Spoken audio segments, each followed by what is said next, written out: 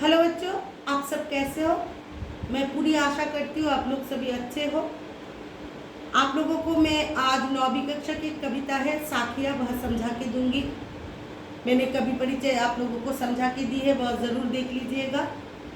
तो चलिए शुरू करते हैं। तो कविता समझने से पहले आप लोग कबीर जी ने जो नाम दिए साखिया वह समझ लीजिए। साखिया का मतलब होता है साक्षी, यानी आंखों के सामने हम प्रत्यक्ष जो देखते हैं उसको साखिया कहा जाता है। तो कबीर जी ने आंखों के सामने जो देखा है उसको ही हमारे सामने प्रस्तुत किया कविता के रूप में। तो चलिए शुरू करते हैं। मानसरोवर सुबर जल हंसा के लिए कड़ाही। तो मानसरोवर तिब्बत का एक तालाब है।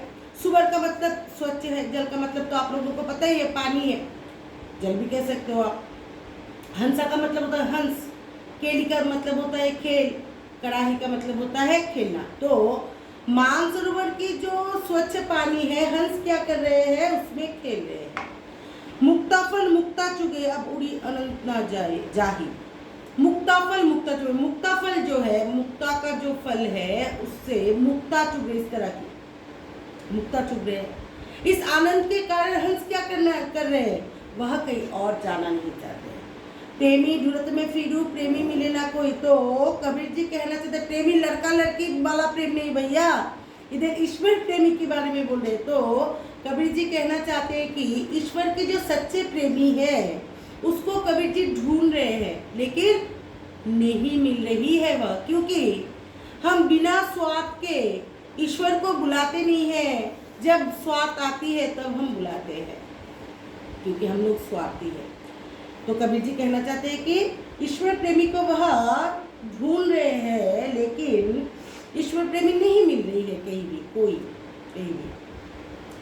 प्रेमी को प्रेमी मिले ही सब बीच अमृत हो। जब एक सच्चे प्रेमी को, आप दिल पे हाथ रख के बोलो, लड़के हो या लड़की, अगर सच्चा प्रेमी मिल जाए लड़के को या लड़की को, तो आप क्या टाइम पास करोगे? नहीं करोगे, ठीक है।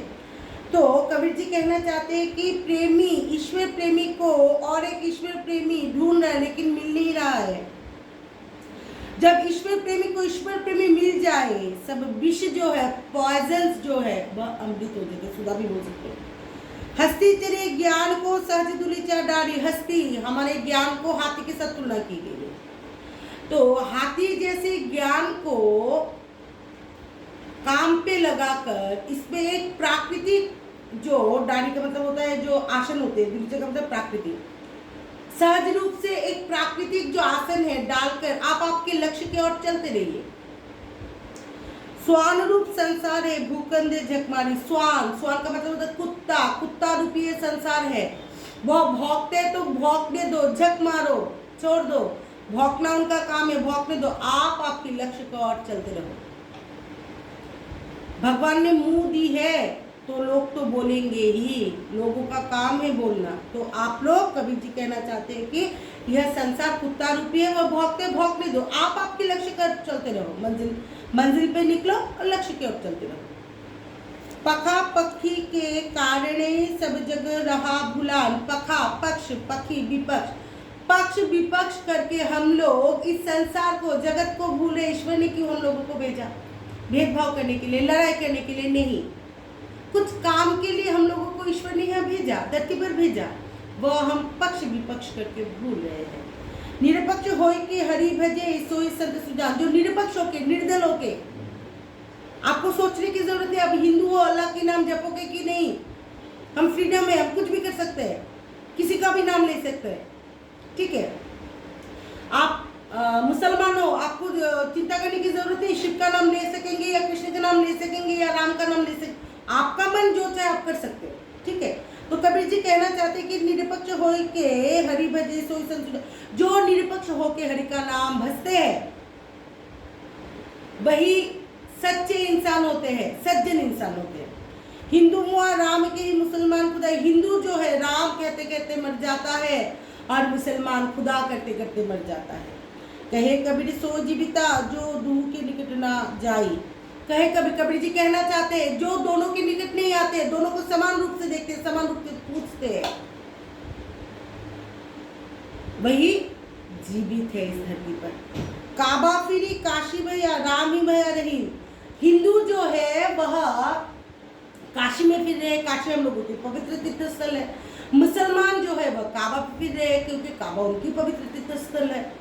तो कबीर जी कहना चाहते हैं कि काबा फिरी काशी भैया राम ही भैया रहीम। कबीर जी काबा में भी घूमे, काशी में भी घूमे, राम को भी बुलाया, रहीम को भी बुलाया, क्योंकि कबीर जी के पास दोनों ही समान है। मोट चून मैदा भैया बेटी कबीरा जिम। जिम का मतलब होता है कि जमीन में बैठकर जब हम राशन से आटा लाते हैं, नहीं नहीं मम्मी इससे तो रोटी नहीं खाना, इससे खाने से पेट खराब हो जाएगा, और वही रोटी वही आटा आशीर्वाद जब हो जाती है या हम मार्केट से लाते हैं अच्छे, तब उसका रोटी हम खाते हैं। तो कबीर जी बोल रहे हैं कि जब मोटा आटा होता है उसका खाना हम नहीं खाते, रोटी नहीं खाते। जब इसको पीस कर एकदम क्या बोले, उससे मैल दूर करके एकदम महीन बना के रोटी बनाया जाता है, तब हम इसको जमीन में बैठकर खाते हैं, स्वाद से खाते हैं। और कुछ कुछ लोगों को तो बच्चों ये मोटे रोटी की मोटे रोटी जो होते वो भी नहीं मिलती है नसीब में। हम लोगों के पास होते हुए भी हम नहीं खाते, ठीक है ना, हम बर्बाद करते हैं खाने को। आप लोग खुद सोचो, दिमाग से सोचो, कितने लोग हैं जो बिना खाए रहते कितने दिनों से, वो आशा करते हैं कि दिन को खाना नहीं मिला रात को तो ज़रूर मिलेगी। लेकिन हम कुछ कुछ बच्चे क्या करते हैं, मैं तो खाना बर्बाद नहीं करती हूँ, एकदम नहीं, क्योंकि मुझे पता है कितने लोग कितने महीनों से कितने दिनों से ही आशा में रहते हैं कि खाना अभी नहीं मिला, रात को मिल जाएगी, रात को नहीं मिला दिन को मिल जाएगी। तो मोटा आटा भी मेरे लिए अमृत है। तो आप लोग क्या करोगे, मोटे आटे को भी अमृत समझ कर खा लेना बच्चों, खाने का बर्बाद मत करो। खाना ईश्वर का दिया हुआ प्रसाद है, ये आप लोग समझो। ऊंचे कुल का जन्मिया जे करीनी ऊंच ना हुई। ऊंचे कुल में आपने जन्म ले लिया, ऊंचे वंश में जन्म लिया, आप इससे ऊंचे नहीं बनोगे।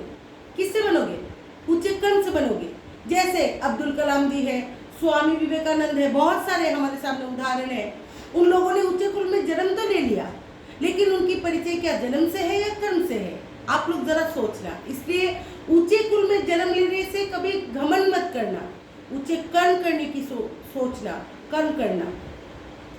सुवर्ण कलश सुरा भरा। सुवर्ण का मतलब स्वर्ण, गोल्ड, गोल्ड की जो कलश है उसमें सुरा, सुरा का मतलब क्या, दारू, दारू भरा हुआ है। साधु निंदा, और साधु क्या करे, उसकी निंदा कर रहे हैं कि इस कलश में तो, मंदिर के सामने एक कलश रखा है उसमें तो दारू भरा हुआ है, इसका निंदा करते हैं, ठीक है। तो आप लोगों को कैसी लगी मेरी कविता समझानी, मैंने जो समझाई है। मैं कोई एडिट वेडिट नहीं करती हूँ, वीडियो को जैसे करती हूँ वैसे ही छोड़ देती हूँ।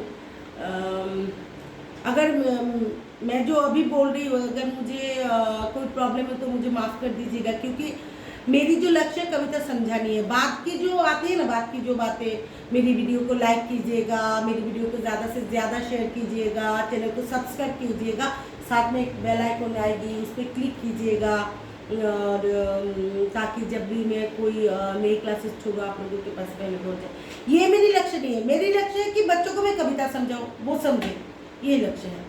तो अगर मैंने कोई कड़वी बात बोल दी है आप लोगों को तो मुझे माफ़ कर दीजिएगा। आज के लिए अनुराधा मैम को विदा कर दीजिए। आप लोग ये मत देखना कि मैम ने वो लाइक कीजिएगा, शेयर कीजिएगा, सब्सक्राइब कीजिएगा, इसमें गलती कर दी, ये मत देखो। मैम ने जो कविता समझाई है, कवि परिचय समझाई है, वो देखो। अगर आप लोगों को पसंद आए तो लाइक करो, अगर नहीं पसंद है डिसलाइक करो, ठीक है।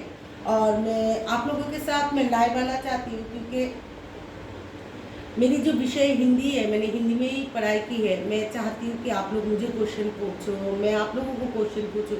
मैं डरावनी टीचर नहीं हूँ, मैं सभी से प्यार करती हूँ, मेरे पास जितने भी बच्चे पढ़ते हैं, क्योंकि आप लोग मेरे पास बच्चे हो।